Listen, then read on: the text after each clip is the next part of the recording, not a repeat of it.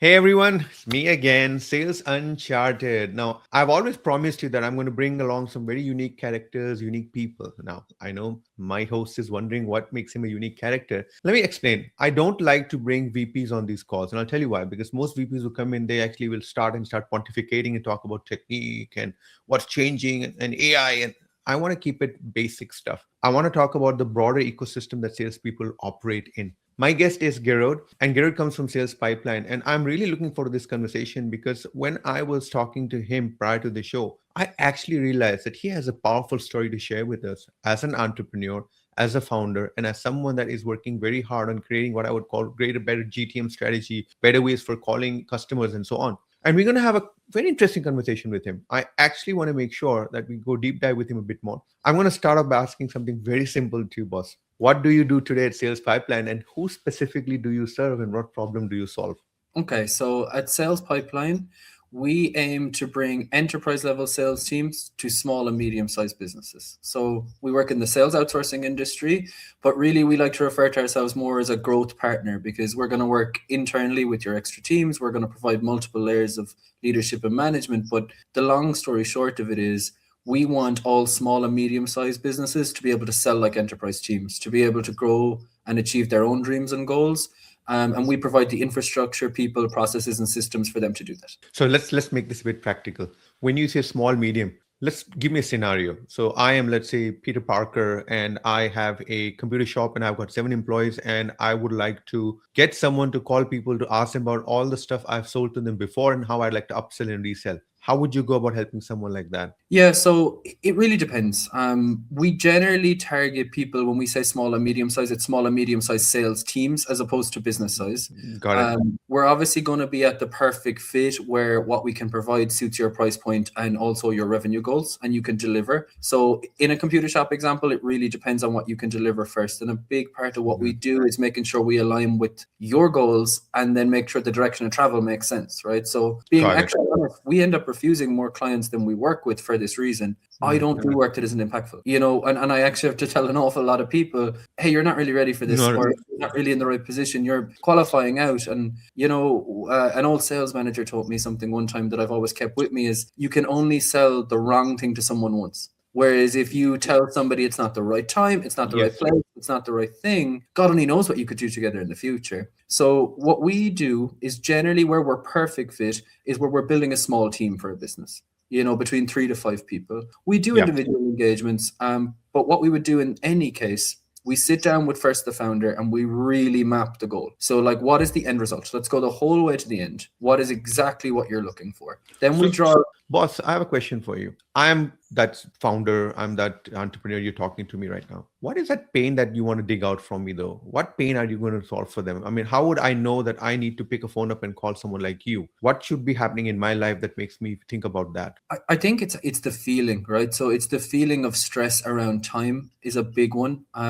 If it's founder led sales, are other projects stalling because of sales, because of revenue growth? Are you missing targets? Do you feel lost? Is a big one. Like, I don't know what to do next. I've tried hiring, that's not working. Yeah. So, like, you're failing to hire the correct people. Your process isn't getting the results you want. You don't have the time to do the things it requires to be a founder. Like, one of the things that I really try to bring to my clients, especially the founder driven sales companies we work with, which are the vast majority of them, because they understand that message very clearly. Your job is to drive business growth. If you're only driving sales growth, you're going to eventually catch up. But even if you succeed, you're going to end up in a bad situation. You That need makes to sense. be strategic oversight and really continuously defining that direction of travel, like pushing all teams and all people towards goals, making sure that you have a balanced view of not only sales revenue growth, but delivery, customer service, what your company appears like, your branding.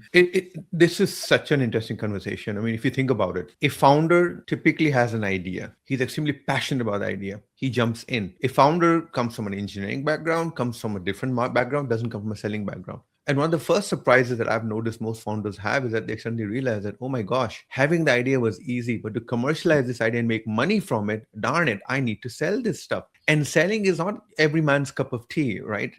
Gero, you can't just wake up one day and say, I want to be in selling. There's a whole process you go through it. People keep asking me, give me the credentials or with what formula, Deepak? If I put a little bit of this and a little bit of that, can I get the best salesperson? I said, I don't know. I do know they have certain characteristics, right? Right, we know that, right? Resilience, coming back from a no and keep going.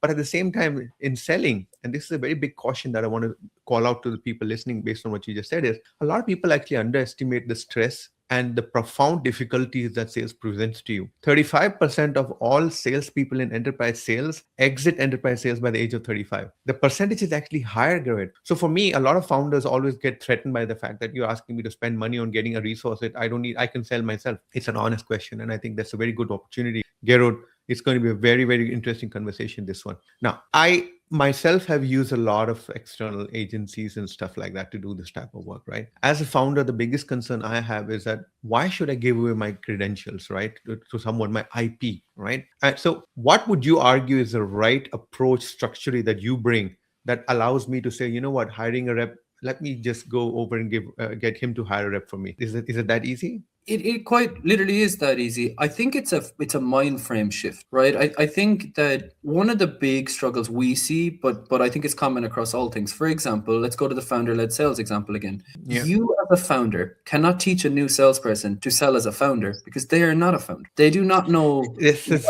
very good point. Yeah. They Very don't good know. point. In your head as a founder, you have the right to give discounts. You can change product direction. You have a million options. You have the most flexible role in some ways. You were there with the idea, the conception, and I have a big theory on there's a better way to sell, and like selling your why is more important than your how a lot of the time. A founder knows that inherently. They feel it. A sales rep needs a completely different structure and setup. A sales rep also needs a lot more than what most companies think to give them. And this is why I think most salespeople fail. Salespeople need like a couple of things very, very stringently explained to them. One, they need an actual process to follow. Yeah. Two, they need a set of tools that allow them to do that job where there's a balance between them being stressed, which we know they're going to have anyway, and being supported. They need emotional support from someone who understands. I think a lot of people leave this profession because they're not surrounded by like-minded people. Like a very common example of this that I have seen, and there's no fault on both sides here. I understand both, and that's why I do the business I do. As a founder, when things aren't going away, you're emotional. You give so much of yourself, as you know, like as a founder, you give everything, the emotion, the sweat, the tears, the money, everything. The sleep. I don't understand what that word means. You put yourself, to limits that you can't explain. And when things go wrong, you can be very emotional. I've seen founders get emotional with their sales reps. And guess what happens? This is the last thing that will solve this problem. What a sales rep needs is the exact opposite. And you need somebody who understands that. Where I often bridge that gap and what our whole business is around, I understand both of them. I am in your seat as the founder. I'm there to hear you and I get it. But I'm going to treat this salesperson with cotton gloves because today is not the day to knock their confidence. Today is the day to on the horse. Gearoid, I'm enjoying this, Gearoid. I'm enjoying this. I'll tell you why. Because it's really hilarious. Just a few days back, I'm having a conversation with a founder. Man is having massive cash flow issues, right? And he decides that we need to sell harder. His way of selling harder is I'm going to go to every call. And I said, the whole point of bringing a salesperson on board was so that you would stop doing that because you're really not good at selling. And every time you sell, you make a loss because the way he approaches it is, like you said, he owns the product. So he thinks he can discount it to death. And he's always eternally optimistic, right? If I discount twice, then hopefully the third person will buy better. Now they don't because you have now got into rhythm of giving discounts. So what he was telling me was that, no, but wait a minute. Don't you recommend that VPs go along for ride-alongs, sales? I said, yeah. Even then I'm reticent. Even highly trained sales VPs, when they go along, they tend to overshadow the poor man sitting next to them.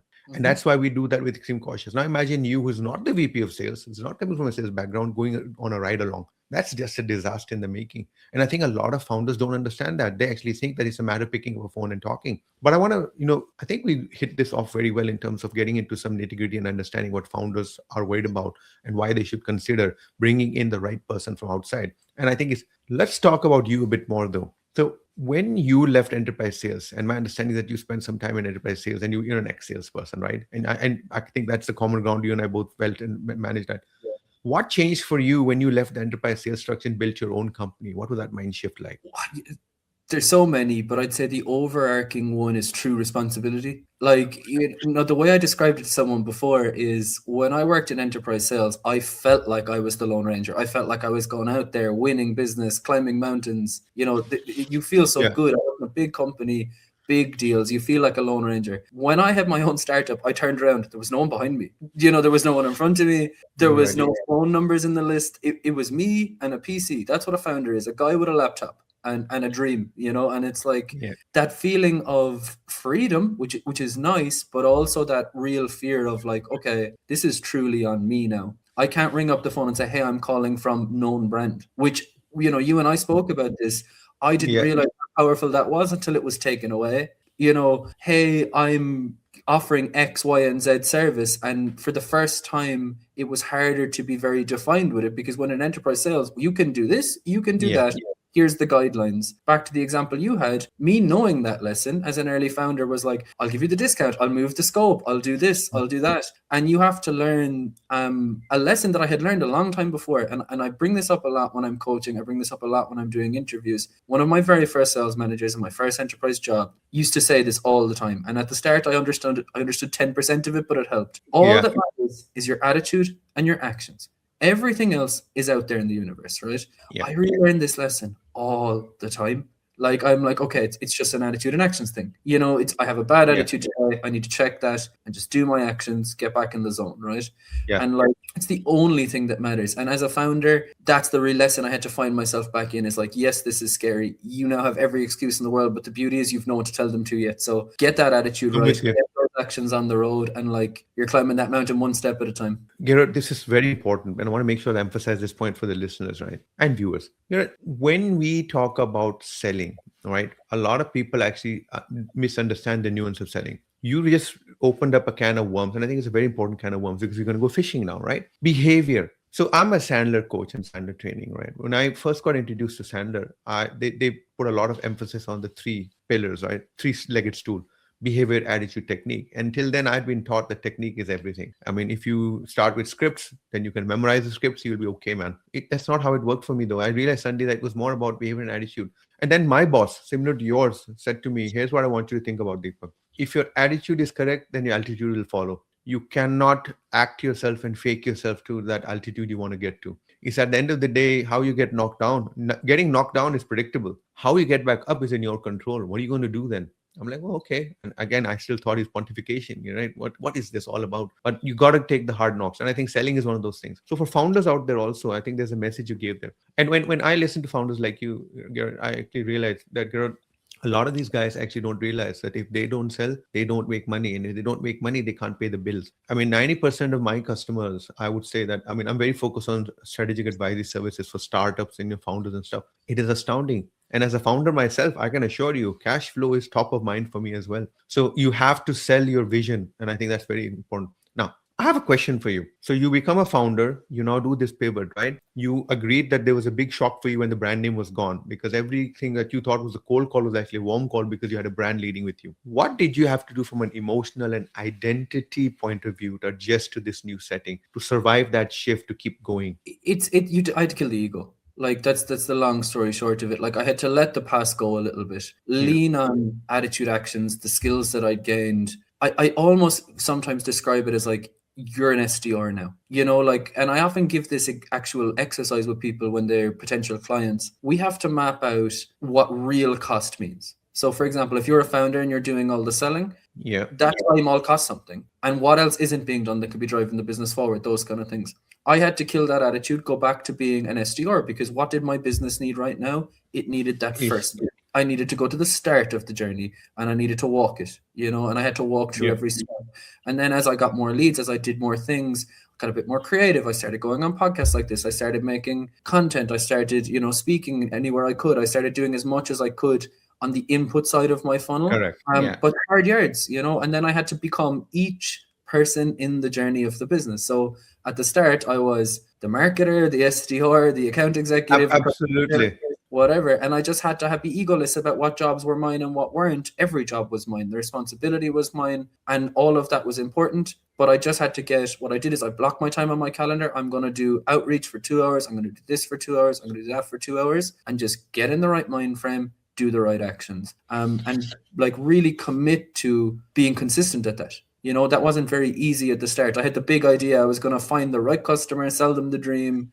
I was going to, but no, I had to consistently over months and months and months be very, very disciplined and do the right things every day. And to me, that's actually a great way of looking at sales complexity, right? Sales is wash, rinse, repeat. A lot of people think that complexity comes from the fact that there's too many things to do. There's a logic variates, therefore the tasks are difficult. Sometimes complexity arises from the volume of sheer activities you need to do. I mean, I don't know how to explain this to you, but if you're on a production line, right, and the production line is suddenly speeded up, I'm sorry, there's no ways you're going to maintain the same quality of work that you had before. At this point is where you need to say to someone, hey, would you stand across from me and do this little bit so that gives me the extra second I need? And I think that's the maturity that's really required. And I think the point that you make, which I want to emphasize to people listening in, is that as a founder, you will always misjudge sales complexity because one, you're in love with your own idea and you're in love with your own product. And sometimes you need to have an out of body experience. And I think, Greg, you also mentioned having someone that is more disciplined, follows a structure, will set you free. And Gearoid, I would love to print this on a t-shirt and give it to my friend, but there's a reality in what you said. There are too many people out there telling me that, hey, Deepak, culture eats strategy for breakfast. I said, yeah, but structure eats strategy and culture for breakfast. And that's the whole point of this. And I think in sales, people misunderstand that. And then people think it's technique. It's actually not technique. It's ability to actually get through the grind, to get to the end. If I have to make those 30 calls and I make those 30 calls. So as an example, something that I was laughing about with my son was that I typically don't like to take early morning podcasts and stuff, right? Gearoid. Why?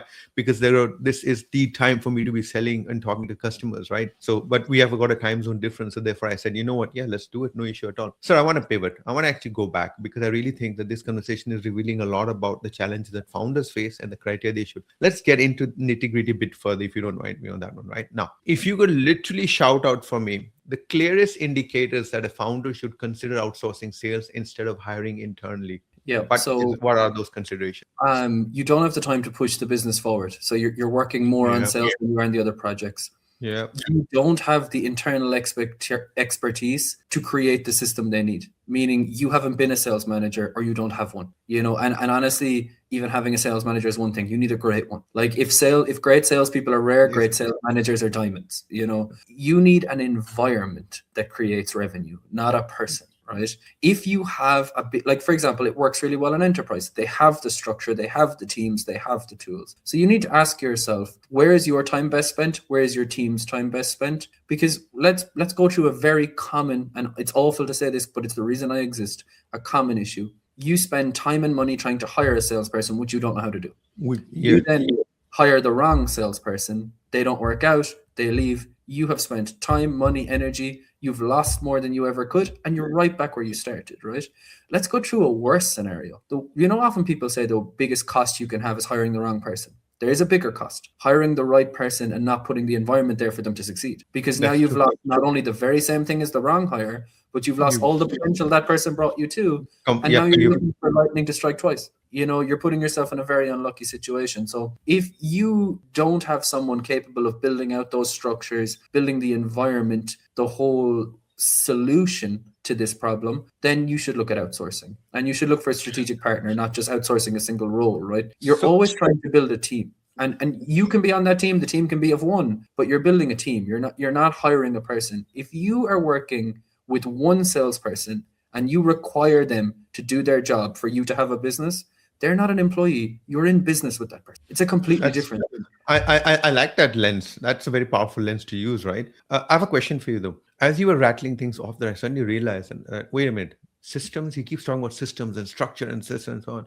And as a founder, my first headache that I actually walked into, which surprised me actually, was the first question I got was, how are you going to track your leads? What CRM system do you have? And I was like, Excel. And I'm a super admin for CRM, multiple systems, Siebel, Salesforce, HubSpot. I ultimately got HubSpot. Setting up HubSpot was a pain. I mean, a single solopreneur is trying to set up HubSpot. I do it, right? Then suddenly we go nuts. We suddenly realize, hey, wait, there's so much I can do with ChatGPT also now.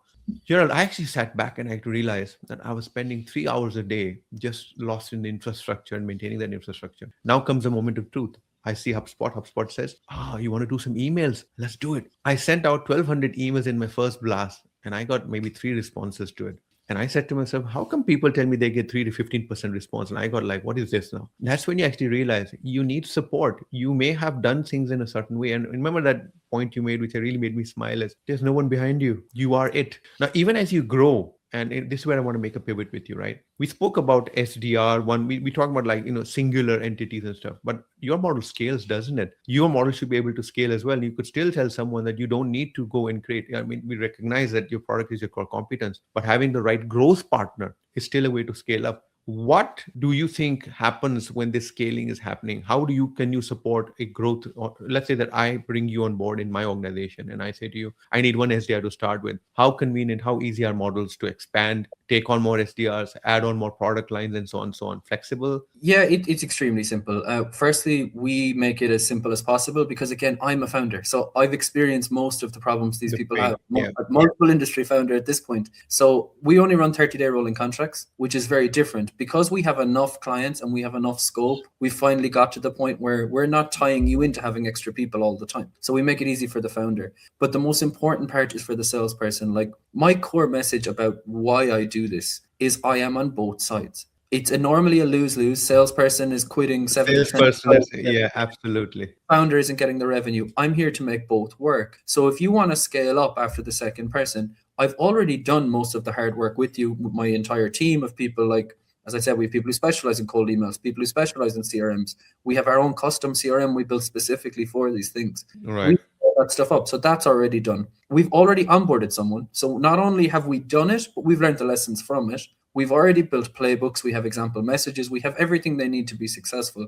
But the biggest thing is that we're providing the environment, the community, the movement. My SDR, you might have 2 SDRs, but I have many. Correct. And they're involved with people who understand their plight, who are going through the same thing, who are there to put their arm around them, who are there to give them advice on how a message works, there to give them ideas, all from a common ground. Enterprise sales works well because there's many people with many inputs. Got it. But Garrett, question for you then is, one of the hidden benefits therefore is as follows. And this is very typical of small organizations. When I am sick, I'm out of action. And potentially having a right partner with the right volume and the right support, you're saying that you actually have a flexi scaffolding, expandable model.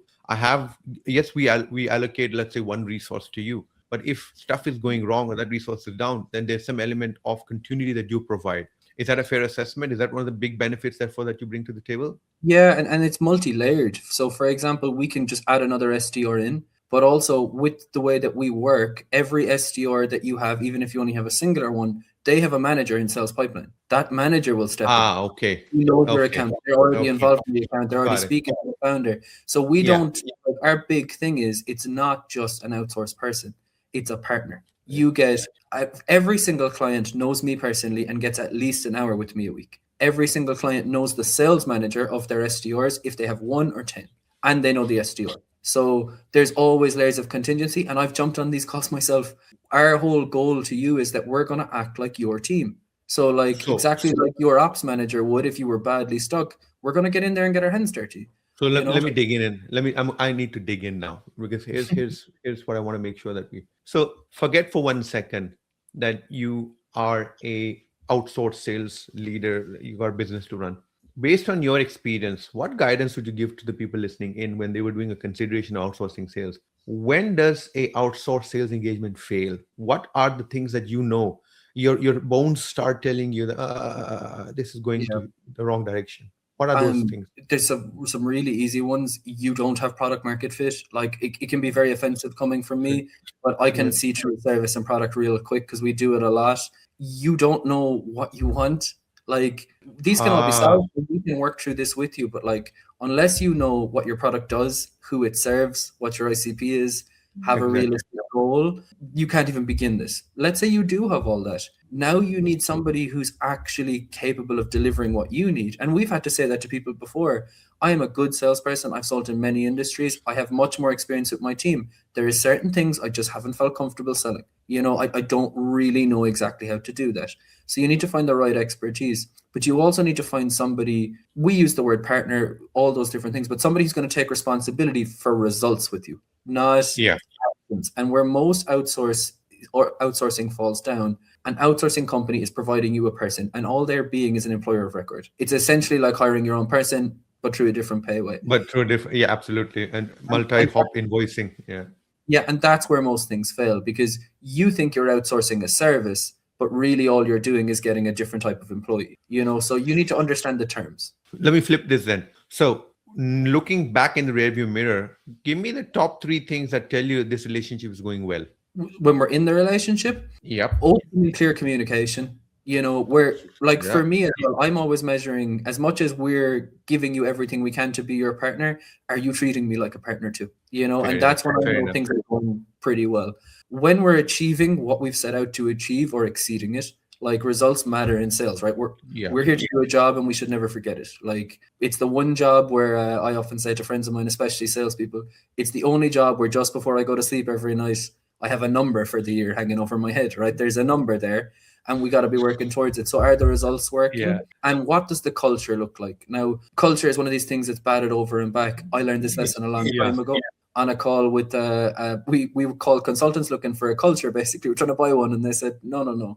You have actions that create a culture. So when I see the culture is what I'm looking for as a business, it's what they're looking for, it's what we've agreed, then we know we're doing the right things. Are people happy? Are people secure? There's always a level of stress, there's always a level of pressure. Sales is sales. But like when I look across multiple sales teams in my business, I can Yeah. start to spot the ones where it's a bit negative or something is going wrong, and I can say, hey, there's something going wrong with that. When I spot the teams that are like coming together, getting those results, I'm like, okay, that's a really good sign that that culture is strong. It means that we've kind of created a foundation we can go further from, you know? This is an interesting conversation. The last thing that I think you and I would be discussing is about culture, right? And I think this is a very powerful message. When you are outsourcing your sales to someone outside, I think the cultural fit is a very important thing, right? The ability for you, Gero, to actually be able to relate to this individual, not just because of the fact that you sell something. I mean, you can sell widgets, right? For all you care. It's not about the fact that Yeah. you come from sales or I think it's the fact that you are encouraging the right culture. So what is a good indication that there's not a good cultural fit? What have you picked up that tells you that, you know what, it's not a good fit, maybe this won't work out? I did hear you talk about product fit, right? If you can't tell me what your product does, then I can't do it for you anyway. Yeah, I think it's hard because I've related to people I didn't think I would before, but Yeah. it's founder to founder at the start. Like, do I honestly believe in you? You know, I think sometimes I view my client acquisition like investing. Like, would I invest with you? You know, because at the That's end a of the good day, point. we also are the face of your business. Like at the end of the day, I'm selling what you sell. A lot of the time, I could actually be the one that the customer's unhappy with. I'm the one that could have missold them if delivery. Absolutely. Yeah. So a lot of the time I try to look at, would I invest in you? Would I give you my money? Like, and that's a big question I ask. I really dig in on delivery because again, selling is only stage one of business, right? Like you got to deliver what you what these people have bought. And I do my same research as a good consumer would, but I dig in deeper with the founder and I ask for problems. My biggest red flag would be if you don't have any, because I have problems. I know you have problems. We all have problems in our business. I'm not asking you to pull back the curtain and show me everything that goes wrong, but like if we don't have things to improve, then I'm not sure I trust you because I, if everything was perfect, I wouldn't be here either, right? So you know, that's such a profound comment you made there because I think a lot of people misunderstand this. You know, one of the things I used to tell when I was a salesperson is that I knew that I'm going to have a great time with a customer when they were honest and open with me. So as an example, what is your budget, right? Our favorite question from the 80s and 90s, right? And a lot of the procurement guys won't give you the budget because they know the game start there, and that's because you haven't earned their trust till that point. So there's this whole thing about, so I always look at those type of conversations. Am I getting the answers that I need? If not, what does that tell me? It's not the fact that the customer is reticent. It's about the fact that you have not brought that level of conversation to a point where they feel comfortable sharing it with you. And I've always said trust is never given, it's earned, right? Right. And I think that's very, very important. Sir, I have a good feeling about this. You're a founder. You've got a business that you run. You have a great perspective. I think you're also a coach, as you mentioned, right? And I can sense that coming in from your conversations. I think this podcast is going to help a lot of people see things in a different perspective. I really want your help on one thing. I want to change this conversation into some perspective about your long-term thinking, the way you operate, the identity you have. And this is a favorite question of mine. I got to ask this of you. And you might be sitting here thinking, well, Deepak, okay, fine, but I'm scared. What's this question of yours? Gerald, Gerald, I did that again. Gerald, so if I were to give you a time traveling machine and I allow you to zap yourself back to meeting your 21-year-old who's sitting right now at a, let's say, diner having a milkshake, and you walk in and he looks up, he's like, wow. You sit down. What would you tell that person about what life is going to look like and what he should do differently? it's funny because I've thought about this question before and like my answer has probably changed over time, but 21-year-old me was surprisingly smart. He just didn't know it yet. I was working in enterprise sales. I was making better money than I thought was possible, but I had this fear that, was sales a long-term career? Didn't see as many elderly salespeople. Was this going to lead where I wanted it to? Like, was it going to create those opportunities? And yet the answer is yes. Like, what I would honestly tell 21-year-old me is, you're doing the right things, but Things. you probably don't have the right reason yet, but it's coming. Like, just keep going. You know what? I cannot tell you how emotional that makes me, for the simple reason that there are so many 21-year-olds who make that mistake, right? We are so caught up. And in fact, I have the title of founder because I started off in September 2024 with a Sandler franchise. And then I did my own startup and I'm busy working on it right now. And for me, mental health and the crisis of mental health has been critical, right? Most Mhm. 21-year-olds are so excited. We just finished college. I got my first job. Oh man, mom, dad, everyone's proud of me. And then you like get stuck. You look around you and you realize that I don't really know these people. I don't know how to operate anymore. We've been in Yeah. this very protected environment and now it's all. Then you look at your boss and you realize he's got 10 people to manage. He doesn't have time for you. And then that is where I think your advice is spot on. Sometimes you need to just go back and pat yourself on the back and just say, hey, I'm here. I'm telling you how life's going to be. Stay the course. And I think that's a very powerful message. And I appreciate you for that. Sir, if you were to now tell that poor 21-year-old, okay, mate, I hear you. But here's two things you need to do to become a better salesperson. And these are the two things that really you learned a bit late, but here's what you should do. Learn it right now. What would those two things be about selling? Curiosity beats all. Like, I made a lot of mistakes early in my career, and I'm sure most salespeople do, of assuming answers. Like, you can never really ask too many questions. If you're coming from a place of genuine curiosity, because so many times, I'm kind of a naturally curious person, but I learned that it was a superpower, not a weakness. At the start, I was like, you can only ask the questions in the That's playbook. You know, spot on. you ask the questions in the playbook, or why are you asking this guy all about this stuff? But then I found, oh wow, he does. Like, we actually sell that too, and he doesn't know. Or I know the guy that sells that, and getting him involved is going to strengthen my position and his, and he's going to bring me into the next deal. So, like, asking questions, a lot of like why related questions. We do it this way, and this is the way. Like, why? Like, we also found ways that in deals I mightn't have won before because the process didn't suit my solution. When I Mhm. asked a few simple whys, the guy was like, actually, we don't have to do it like that. It's like, oh, we've unlocked an Yep. ability now to do a workaround or whatever. So for me, I would like feed into who you are, ask questions. It's perfectly fine. And if anything, it'll build more trust in the long run, especially if you're enterprise and you're doing long-term sales cycles. I think people forget that there's like a double pitch in enterprise. You pitch to get in the door, and then eventually, like, you kind of end up having to pitch the whole project again. And if you remember why they do things, if you've asked, you've so much to pull from, you really engage all that trust again. So, like, that would be my top tip. Feed into it. Ask why. It's Ask how. Make sure you get in there and understand these things. if I look at the rockstar salespeople that I have coached and worked with, I think you're onto something there, Gearoid. The reality is that a lot of people start off asking a lot of questions in early in their career because they don't know how to sell, right? Technique is learned. And because your mind is empty and you're like, oh my God, what am I supposed to say? You tend to like let the customer talk more than you talk, which is sometimes very powerful. Now just bring structure to it. Being a curious person, and someone once told me, Deepak, I don't understand this curiosity concept you keep talking about in selling because I sometimes feel that the customers get exasperated because I keep asking questions. I keep asking questions. And I look at them, I'm like, can I ask you a question? Are you being like one of those 2-year-old kids who walks up and is like, are we going out today? No. Why not?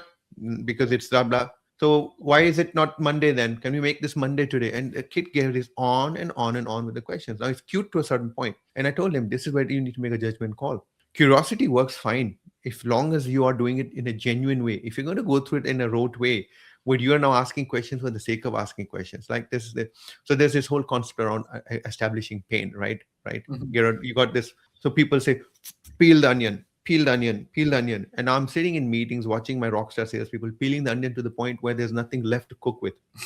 Yeah. And you got to There's a lot. ask him, how do you misread the room? Because what is happening to these people is that they're so focused on acting the novice or curious because it's a script for them. And that's the problem. And I think the point you're making is being genuinely curious means that there's no script. You're going with the flow, and the flow is not dictated by you. The flow is dictated by the party that's replying back to you. And I think that's a very powerful metaphor and message. I'd love people to focus on those elements that you're talking about. There's Sure. actually a small thing that I've tried to cap that with, which is like be the truth seeker. So like stop when you feel you've got to the truth layer. You know, like the honest truth layer. I Do you know how you can see it? When someone thinks before they answer your question, and the best answer was when someone says, "I don't know." You know you're is funny in it. Then I when someone's just like, "I I don't know," just you're like, Gearoid, I'm sorry I'm interrupting you, but I just got the title for this episode. Being the truth seeker in sales. I think that's a great line to start, and that's a great hook. I would love to use that. So I definitely will be using, being the truth seeker in sales as a title for this discussion. Gearoid, I'm having a lot of fun here. Now we just spoke about sales, and I know now let's go back to that 21-year-old, and you're talking to him, and now give what's that one tip you would give him that helped you become a great entrepreneur, a great founder, and someone that just kept recovering from the shots that life gave you, right? What advice would you give that young boyki man, boy, whatever that word is, right? I use that Afrikaans slang, boyki. I just couldn't yeah. resist it. I lived in South Africa for 15 years. I typically throw that stuff in. What would you tell that little boyki sitting there having his milkshake about entrepreneurship? Yeah, it's a tough one. I think it's something I'm relearning, but like seek fulfillment. Like at the time, I was really out there seeking financial gain. Right, I saw the Hmm. lights in sales. I saw I could earn, and when you don't have money, you want things, right? And when I had the money, I realized how few things I actually wanted. Like as Oh, soon as I could afford them, I was like, I yeah. don't really care anymore. And what I've learned and why I love what I do now is that like it's fulfilling for me to build a community of people to support me and for me to support them. I support founders, they support me. I support salespeople, they support me, and that's the two halves of who I am. And if you seek that as opposed to specific gains, like I'm gonna wake up happy either way. Whether my business is up or down, I don't care as much. This When I was is a salesperson, I cared about that target. Yeah. So, Gerard, this is very interesting. There's a certain balance you spoke about, right? In life, people always tell me that it's difficult to have work-life balance, right? And I keep telling them that because you're trying to keep the two apart, and Yeah. sometimes you need to allow a little bit of blending in. So, as an example, I like coaching a lot, right? But I don't coach just anyone. I then coach only salespeople or very professionals that I can help with. So you want. I also do speak to a lot of college students and so on, so on. But I also don't go and then so typically. So I was in the corporate world for a long time, right? And in the corporate world, I was coaching internal employees all the time because you don't need to go and look for solace outside. You don't need to go and, how do you put it? You can get satisfaction from doing what you are. That fulfillment you spoke about. We sometimes complicate things. A lot of people tell me, I like to, take 3 weeks off and go to Africa to feed the kids. And I'm like, cool. I can get the same fulfillment by actually feeding with a bunch of colleagues, a couple of orphans in an orphanage next door. It's a matter of how you look at things and how you balance things. But great conversation. So, if I were to push the agenda a bit more, right? Today, where you are, has your definition of success changed compared to your definition of success at 21?